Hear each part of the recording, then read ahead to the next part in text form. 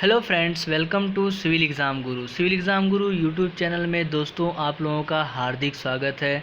मैं प्रशांत सर आप लोगों के लिए आज के इस वीडियो में समझाने वाला हूं geography subject of class 9th, और जिसमें हम लोग आज डिस्कशन करने वाले हैं चैप्टर नंबर 5 को, जिसका नाम है natural vegetation and the wild life. दोस्तों, मैंने अपने प्रीवियस वीडियो में 4 चैप्टर को कम्प्लीटली एक्सप्लेन कर दिया है। पूरा का पूरा हिंदी में एक्सप्लेनेशन है, बहुत ही अच्छी लैंग्वेज में और आसान भाषा में आप लोगों को मैंने समझाया हुआ है। तो यदि आपने उन वीडियोस को नहीं देखे हैं तो आप देख सकते हैं उनको, और यदि आपको पसंद आए तो उसको लाइक भी कर सकते हैं और चैनल को सब्सक्राइब भी कर सकते हैं। तो आइए दोस्तों, अपने इस वीडियो को हम लोग शुरू करते हैं। Natural vegetation and wild life. Natural मतलब प्राकृतिक होता है, वेजिटेशन मतलब पेड़ पौधे होते हैं, और वाइल्ड लाइफ मतलब जंगली जीवन कैसा होता है, जंगल का जीवन कैसा होता है।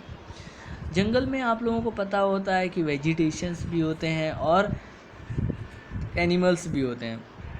तो सभी लोग जो हैं एक दूसरे के साथ जीते हैं, एक दूसरे के ऊपर डिपेंड करते हैं। ठीक है, तो आइए एकदम डिटेल पूर्वक जो है इस वीडियोस को हम लोग शुरू करें और देखते हैं। एक एक पॉइंट हम लोग पढ़ेंगे और उसको कम्प्लीटली स्टडी करेंगे।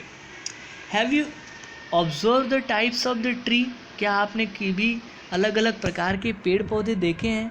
जैसे कि बुशेस, बहुत सारी झाड़ियाँ होती हैं, ग्रासेस, घास होते हैं, and the birds in the field and the park in the around your school.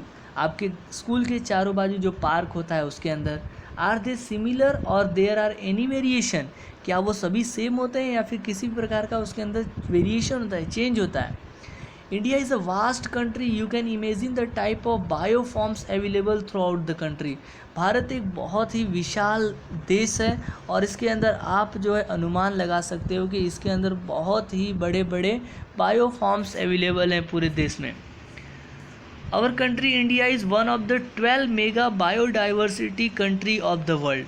हमारा देश भारत जो है 12 मेगा बायोडाइवर्सिटी कंट्री में से एक कंट्री है पूरे वर्ल्ड के अंदर।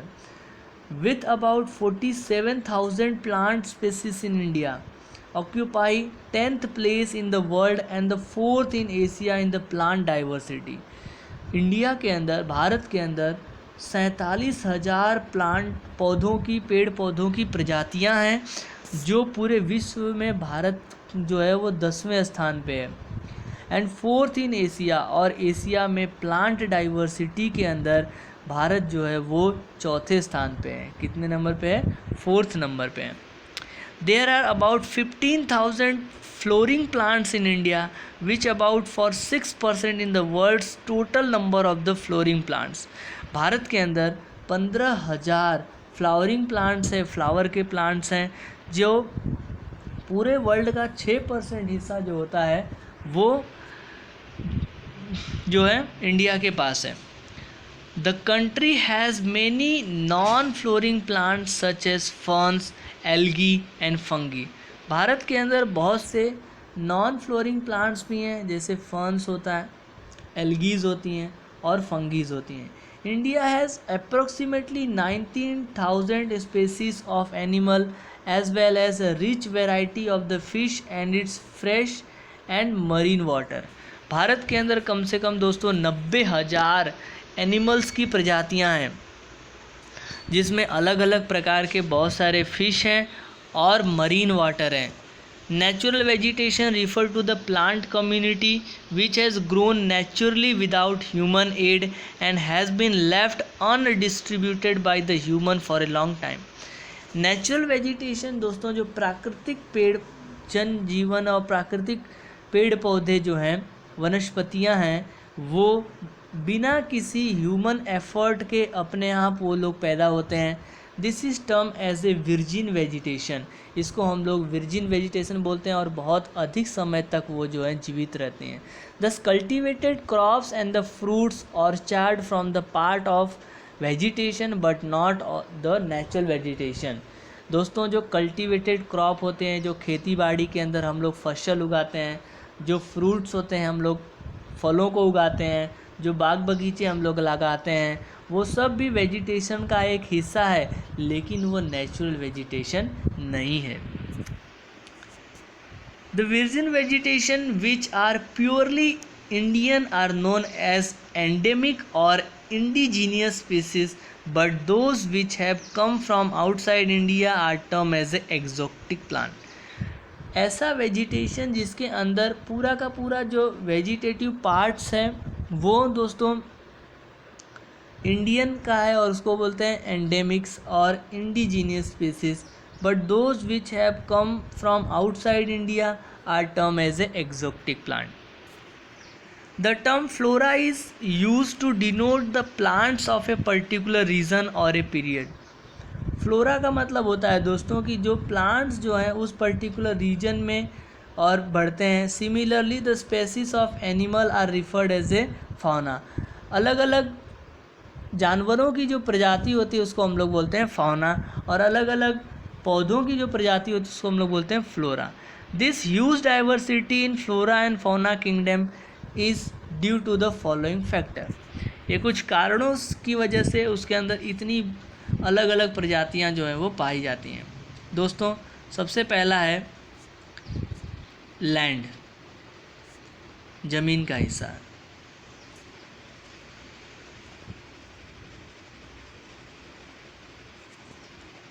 Land affect the natural vegetation directly.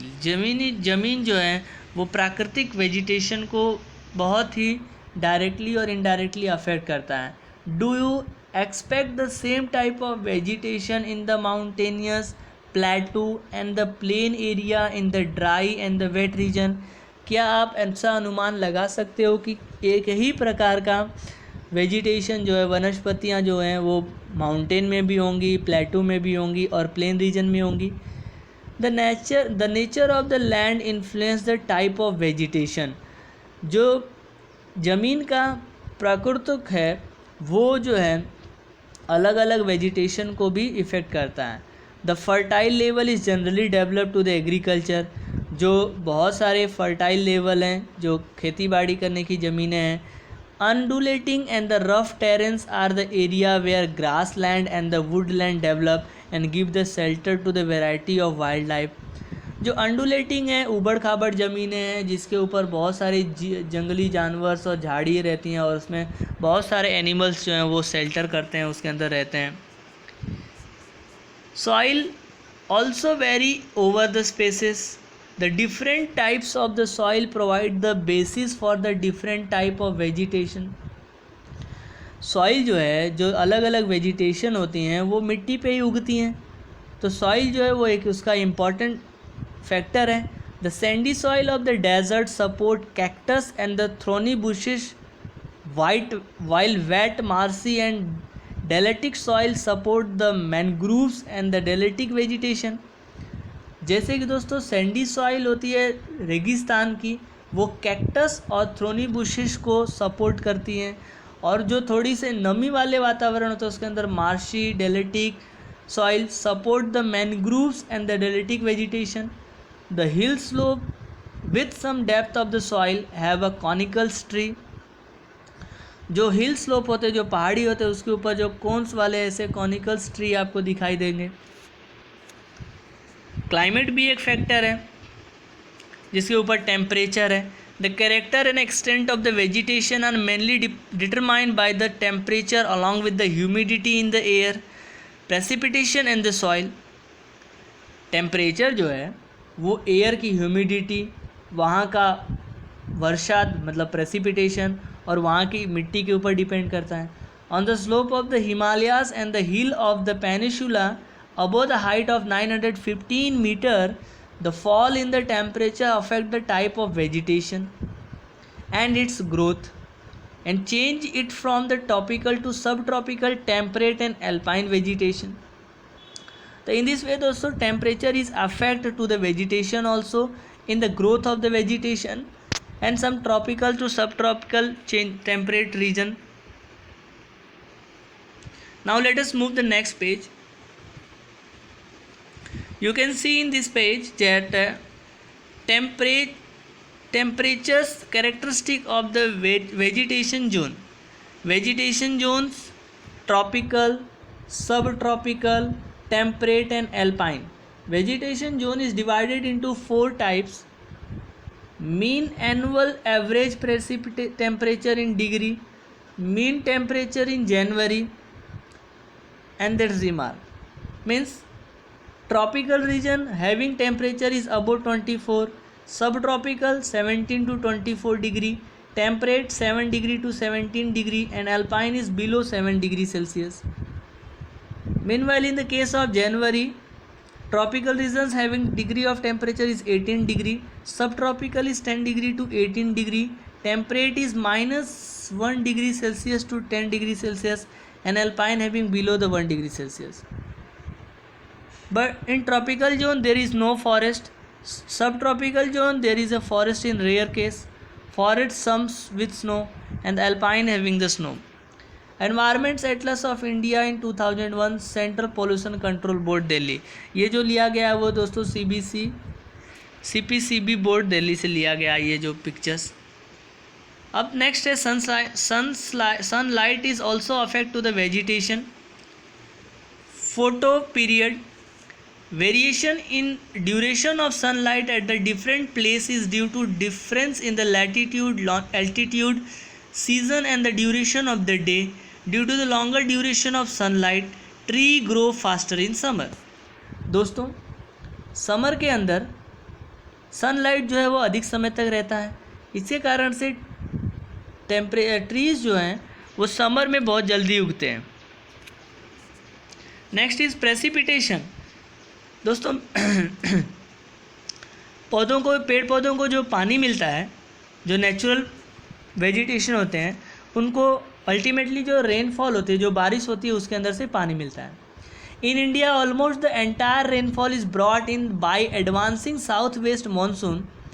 South west monsoon के द्वारा पूरा का पूरा बादल आते हैं और बारिश होती है। जून टू सितंबर के समय इंडिया में वर्षाद होती है। And retreating the north east monsoon area of the heavy rainfall have more dense vegetation as compare to other area of the rest rainfall. दोस्तों जहाँ पे बरसात बहुत ज़्यादा होती है वहाँ पे बहुत ज़्यादा हैवी रेनफॉल होने के कारण वेजिटेशन बहुत ज़्यादा दिखाई देता है, डेंस वेजिटेशन होता है, और कम रेनफॉल होने के कारण वहाँ पे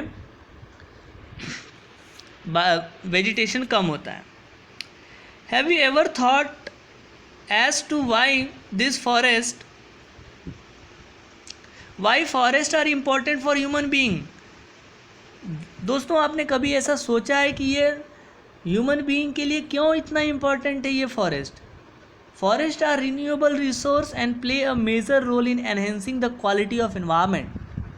फॉरेस्ट जो है दोस्तों वो एक रिन्यूएबल रिसोर्स है और हमारे एनवायरनमेंट को, वातावरण को, पर्यावरण को बचाए रखने में इसका बहुत बड़ा रोल होता है।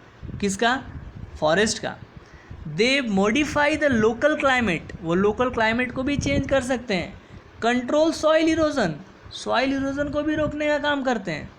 रेगुलेट द स्ट्रीम फ्लो, जो ऊपर से झरने फ्लो करते हैं उनको भी वो लोग रेगुलेट करते हैं। Support a variety of industries, provide the livelihood for many communities and the more panoramic और सेंसिक व्यू फॉर द रिक्रिएशन। दोस्तों मनोरंजन के लिए भी ये जो फॉरेस्ट हैं वो इम्पॉर्टेंट है। It control the wind force and the temperatures and the causes the rainfall, ये हवा के फोर्स को भी कंट्रोल करते हैं, तापमान को भी कंट्रोल करते हैं और रेनफॉल होने के लिए इनका कॉजेस है। It provide humus to the soil and shelter to the wild life, ये मिट्टी को ह्यूमस प्रोवाइड करते हैं और जंगली जीवों को रहने के लिए जगह भी देते हैं। India's natural vegetation has undergone many changes due to the several factors such as growing demand for cultivated land. खेती बाड़ी ज़मीन जो है वो जितना ज़्यादा बढ़ी है, फॉरेस्ट जो है उतने ही कटते गए हैं। डिमांड जो है जितना ज़्यादा बढ़ रही है। डेवलपमेंट ऑफ द इंडस्ट्रीज़ ज़्यादा हो रही है तभी भी फॉरेस्ट काटे जा रहे हैं। And the mining, and urbanisation and overgrazing of the pastures. Urbanisation शहरीकरण, जैसे जैसे शहर बना, बिल्डिंगें बनती गई, हम लोग पेड़ को काटते गए। ओवर ग्रेजिंग ऑफ पेस्चर्स, जो पशु होते हैं, जो पालतू पशु होते हैं, उनके चारे के लिए हम लोग जंगलों में ग्रेजिंग करवाते हैं।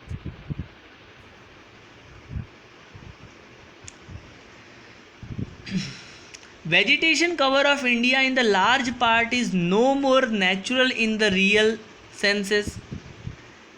बहुत सारे भारत के अंदर जो वेजिटेशन है आज के समय में वो सब नेचुरल, बहुत सारे नेचुरल नहीं रहे, except in the some inaccessible region like Himalaya. In hilly region of the central India, Marusthali, vegetation of the most of the area has been modified at the some place. बहुत सारे जगह का जो vegetation है वो क्या हो रहा है, धीरे धीरे बदल रहा है और रीप्लेस और degraded by the human occupancy. और हम लोगों ने क्या किया है कि जंगलों को काट काट के वहाँ पे हम लोग रहना चले गए हैं, सब लोग रह रहे हैं। According to the Indian state of the forest report 2011, the forest cover in India is 21.05%। Forest cover report 2011 के अनुसार भारत के अंदर जो फॉरेस्ट है वो 21.05 है।